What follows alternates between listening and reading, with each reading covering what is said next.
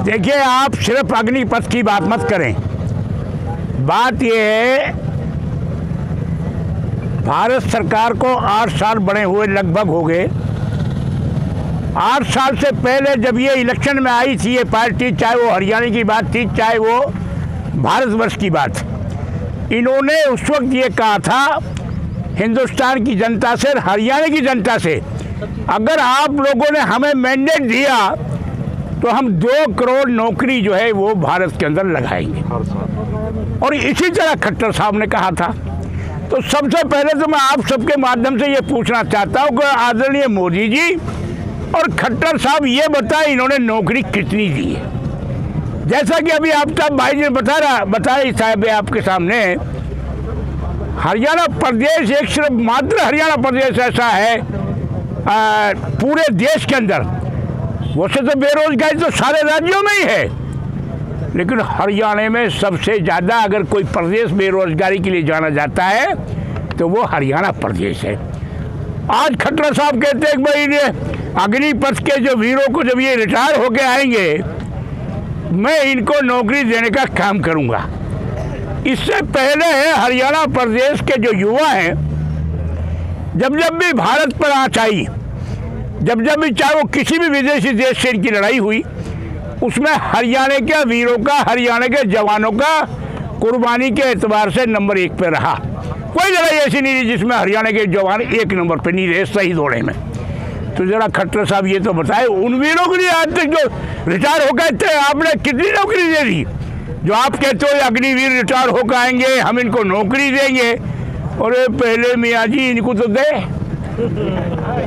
जो रिटायर होके बैठे हैं। और सही बात ये है, ये पूरे देश के युवाओं के साथ छलावा है, ये धोखा है।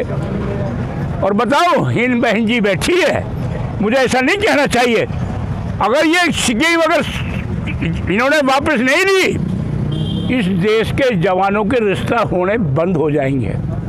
अरे 4 साल के लिए हर बच्चा जब अपनी बच्ची को देता है, हर आदमी है, तो ये देखता है मैं पढ़े के बच्चे को दे रहा हूँ, मैं रोजगार बच्चे को दे रहा हूँ, मेरी बच्ची अच्छी घर में जा रही है, उसका पालन पोषण सही होगा, वो तरक्की करेगी। अरे 4 साल पहले से जाने से पहले ही वो बच्चा सोच लेगा कि 4 साल के बाद तू क्या करेगा, वो धक्का ही खाएगा। अरे इस स्कीम के तहत तो धक्का ही है। और जहाँ तक भारतीय राष्ट्रीय कांग्रेस की बात है, जब ये देश अंग्रेजों को गुलाम था ना, जब ये अंग्रेजों को गुलाम था, उस वक्त भारतीय राष्ट्रीय कांग्रेस ने आंदोलन शुरू किया था, इस देश को आज़ाद कराया। इसी तरीके से जब भी, चाहे वो किसानों का आंदोलन की बात ले लीजिए, मोदी जी ने जो 3 कानून बनाए थे, आदरणीय राहुल जी को मैं बधाई देना चाहता हूँ इस बात के लिए। उन्होंने पहले ये कह दिया था कि ये कानून गलत है, ये काले कानून है, भारत सरकार को ये वापस लेना चाहिए। अगर ये वापस नहीं लेते हैं तो मैं कह रहा हूँ इस बात को, एक दिन ऐसा आएगा भारत के अंदर कि ये किसानों का आंदोलन इनको वापस लेना पड़ेगा। नतीजा ये हुआ, जैसे कि उसने भविष्यवाणी की थी राहुल जी ने, उसी के तर्ज अमल पर जो है आदरणीय मोदी जी ने माफ़ी मांगी और वो किसान आंदोलन वापस लिए। अग्निपथ की भी आप बात सुन लीजिए, इन्होंने युवाओं के साथ धोखा किया है।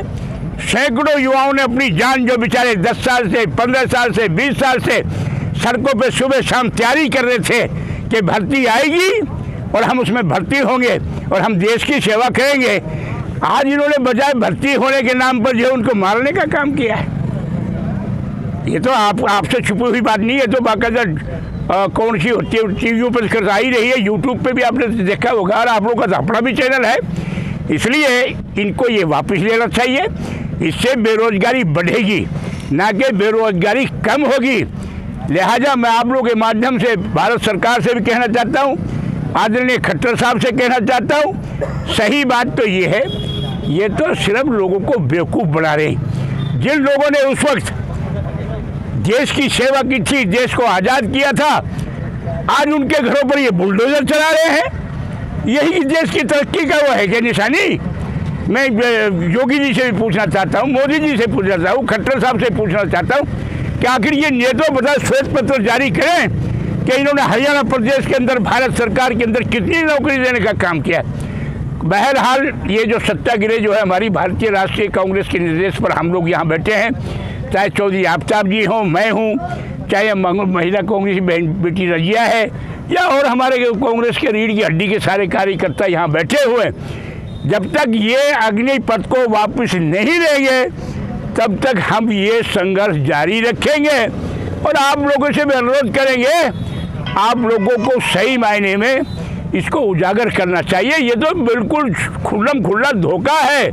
इसलिए आज इस हम सत्याग्रह के माध्यम से हम ये कहना चाहते हैं, एक आदरणीय हुड्डा साहब इस प्रदेश के मुख्यमंत्री बने थे, उन्होंने 36 बिरादरी को सम्मान देने का काम किया, लाखों रोजगार उन्होंने हरियाणा प्रदेश को देने का काम किया, वो किसी से बात छुपी हुई नहीं है।